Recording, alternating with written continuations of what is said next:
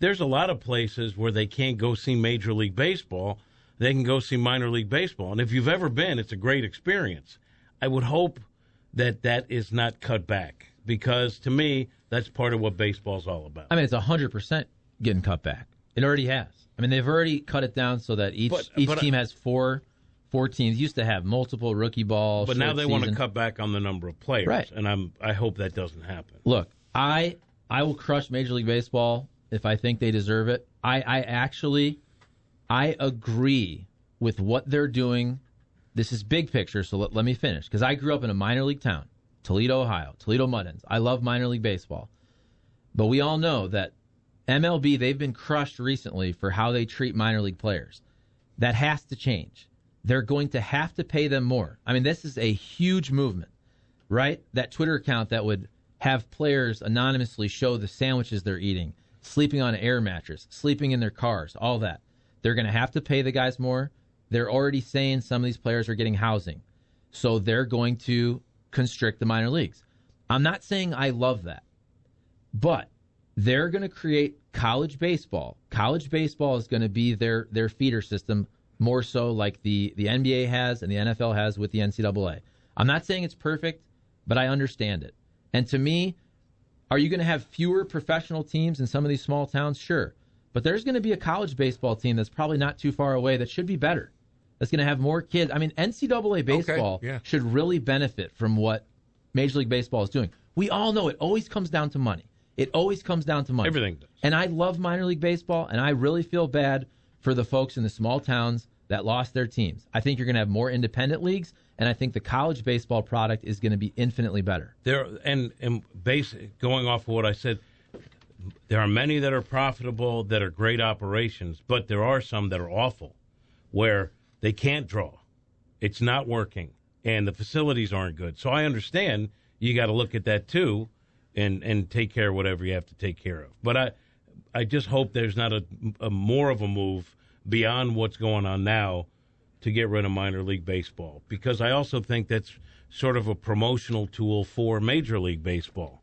And I just think for all these little cities, little towns that support it, I mean, that's a big part of the economy in their municipalities too. Don't you think, like, if some of these teams have succeeded in the past, so if you now have every team having four, you're going to have what? You're going to have a high A, low A, double A, triple A. So if we constrict it down to 120 teams, I would think that opens up a market for actual sustainable independent leagues.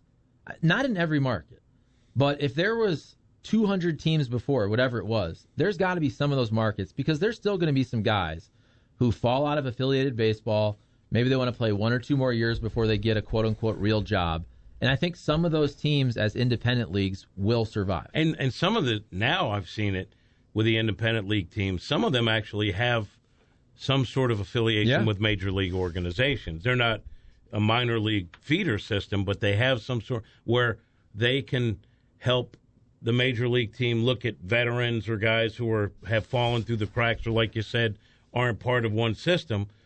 They pay into that so that these guys have an opportunity to see if they can still do it. Kyle always chimes in on all this stuff. He's been quite active. Don't be shy to call in, by the way, Kyle, if you want to, because you know how I am with reading stuff, and you got a lot going on here. But we do. We want to hear your opinion on things. The Savannah Bananas are a perfect template for how to run an independent league team, and we are definitely going to see that become more common as the next couple of years progress. Don't know what that is, but do you, Jimmy? Sure you. Savannah Bananas. Yeah. They just did something now. I mean, they merchandise, they market. I forget where they are, but I know that they're kind of one a of goofy name. No, it works, and every minor league team now is coming up with goofy names, and you see them with themed jerseys now that they can sell those themed jerseys. But it's usually the minor league teams, instead of, like if they're affiliated with the Twins, the whatever it is, Tupelo Twins, they come up with a crazy name. And it's just loud. And part of the thing with minor leagues, too, is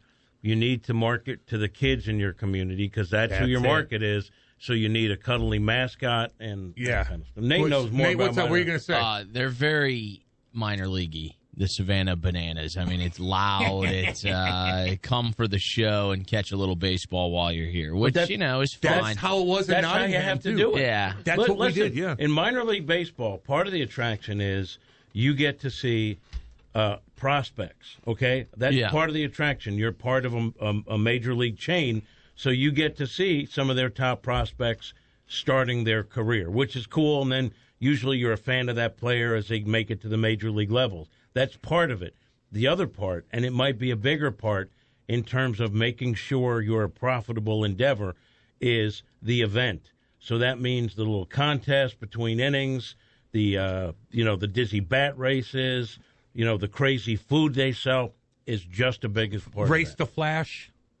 Yeah, that was awesome. And that's in the big leagues. Yeah. But that's where I the think freeze. The freeze might be. Yeah. And Nate knows better than anybody, having broadcast these games. But so I'm a baseball nerd. I used to love as a kid going to see the prospects. You got to see Manny Ramirez and Derek Jeter coming up, Columbus Clippers playing against the Mud Hens. But guess what? Some people don't even care about baseball. Lansing Lugnuts we covered. Thirsty Thursday was the spot because every good-looking girl from Michigan State went for $2 beers on Thirsty Thursday. It was an event. Nobody was watching the game. These college kids weren't watching the game. It was a social event. It's the same way the San Diego Chicken, that dude Myron Noodleman, who comes and does all the crazy junk. They would have kids' days where and SLU women's basketball does this on a day where it's a holiday. They'd have a kids' day where everybody's out of school. The whole freaking stadium is kids.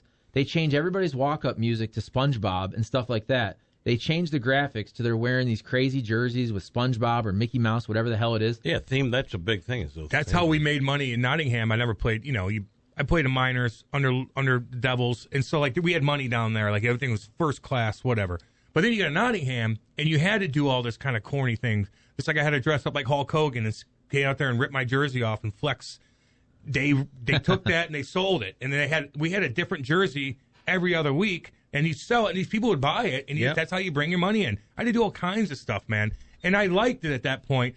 And it's good to do and get your name out there and stuff like that, but yeah, you have to try to make as much money as possible. It's all about the money. Kyle's still chiming in here. Charlie, in talking with some good people, there is a belief that the complex system will become more prevalent as a minor league affiliate baseball gets more and more phased out.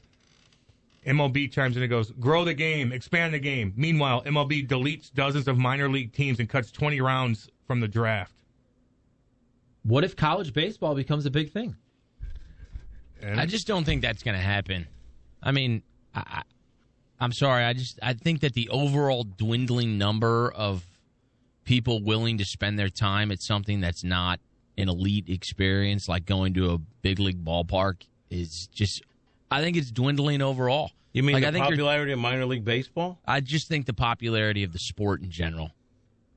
Wow, and you're a baseball guy. I know. I think the popularity of a lot of sports are trending in that direction. And I think we live in unprecedented times right now where people are, they've got families. They're trying to put food on their table. I mean, inflation is ridiculous. Like, there's so many bigger things in society. It's weird. Like, we're trying to figure out how to go to a college baseball game. With football, I think it's like the sport in itself. It's so gigantic. It's the biggest. It's loud.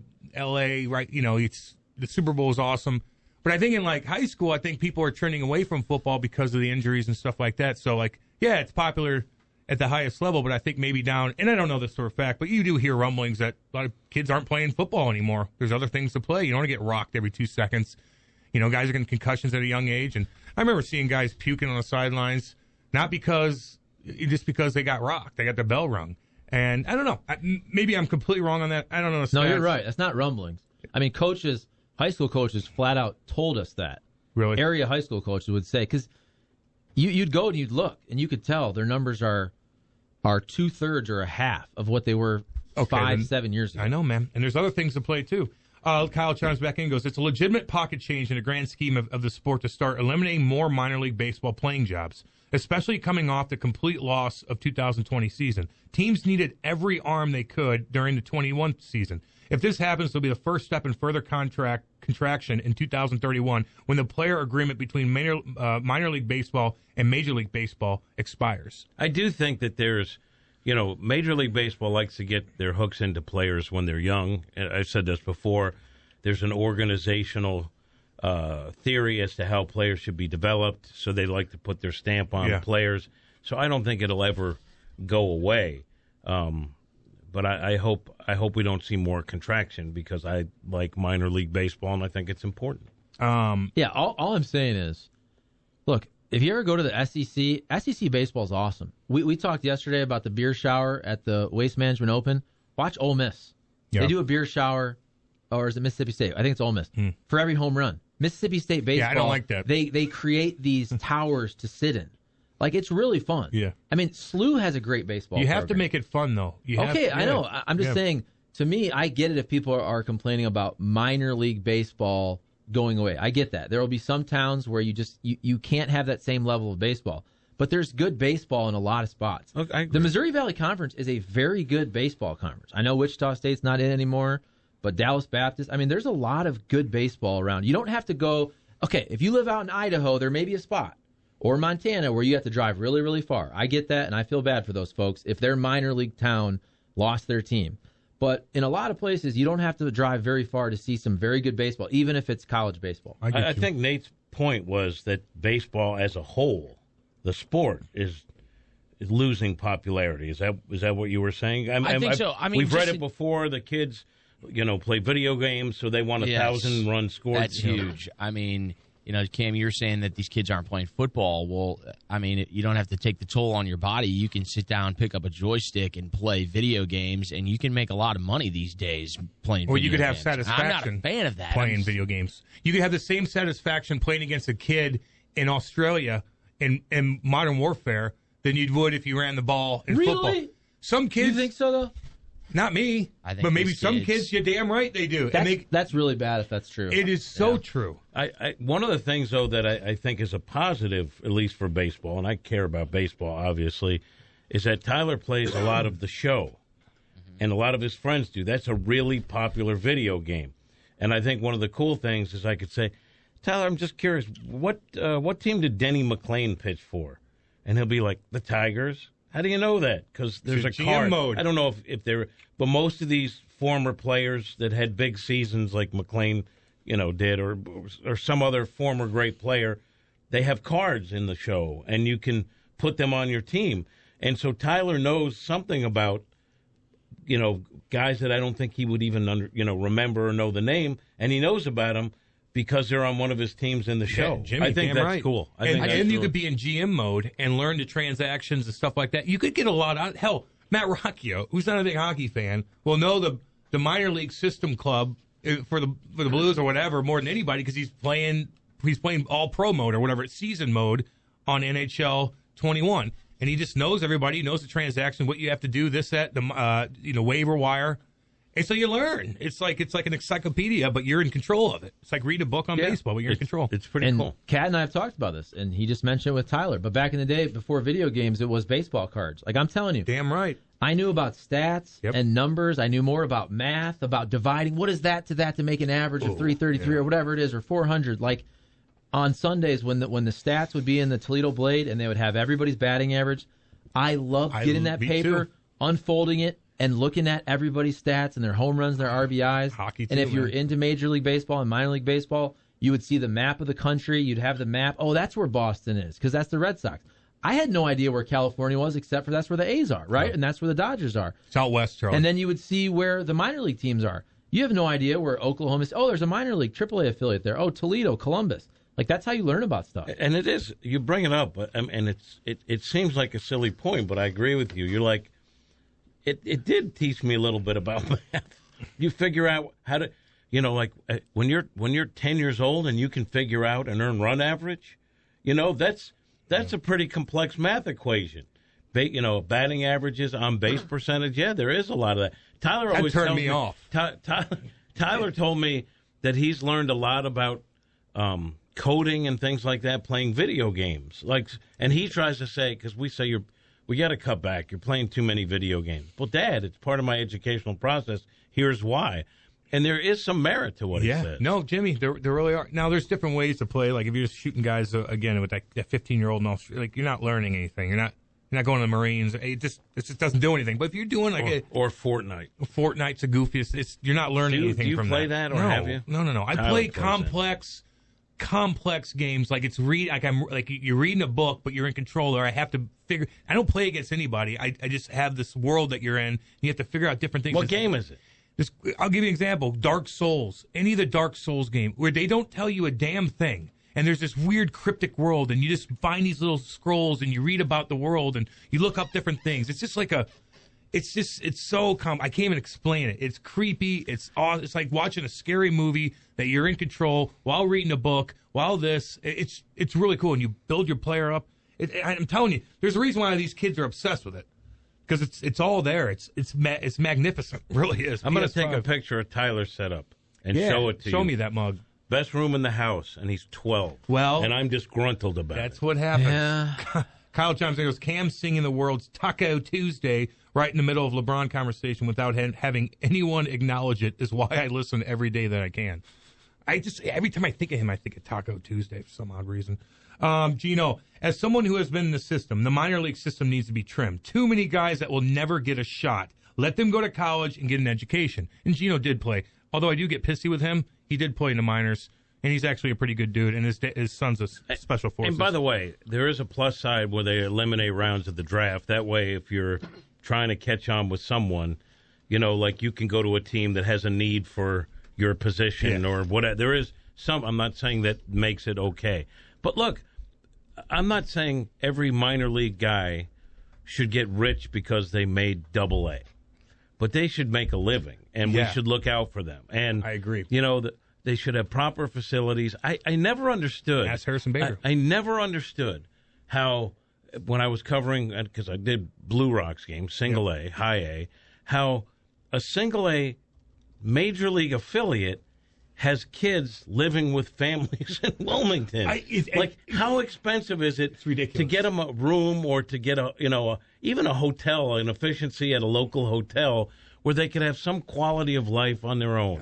Jim. They are professionals, but the other side to me, I would think too that while I'm sure they went through a hard chasing that dream I would think is a lot of fun for these guys. Here's another part. Look, we know it's always about money. You look out in the rental market right now. Hedge funds are buying up all the single-family homes, condos. They're pricing out, in many ways, the first-time home buyer. If I'm Major League Baseball, start buying the housing. Seriously. Yeah. I'm not saying it's perfect, but that's a moneymaker for them. You can own the housing that you're housing your players in, and you can create that as a better way for them to live, and also it's an income source for the teams. Those hedge funds buying mass properties, that's a scary thing, because that's the main reason why the families for their first home are outpriced across the country. It's a scary thing, actually. No, it's 100% happening. Yep.